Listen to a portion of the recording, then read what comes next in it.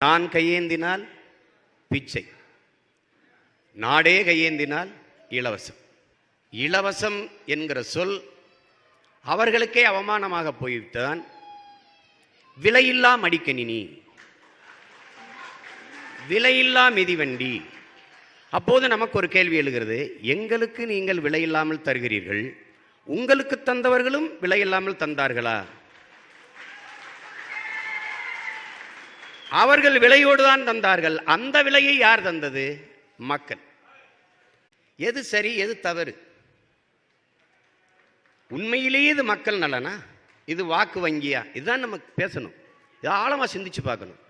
மக்கள் நலன் என்றால் அது ஏன் தேர்தல் அறிக்கையில் மட்டுமே இந்த அறிவிப்புகள் வருது? மக்கள் நலன்தான் முதன்மையானது என்றால் தேர்தல் நேரத்தில் மட்டும் இந்த அறிவிப்புகளை செய்ய வேண்டிய அவசியம் என்ன? நாங்கள் வந்தால் இதை செய்கிறோம், நாங்கள் வந்தால் அதை செய்கிறோம். வந்தபோது ஏன் செய்யல? பதில் இல்லை. இவர்களுடைய கொள்கை முடிவு ஒன்றுதான் என் அன்பிற்குரிய சொந்தங்களே. ஆடு உங்களுக்கு இலவசம், மாடு உங்களுக்கு இலவசம், நாடு எங்களுக்கு இலவசம்.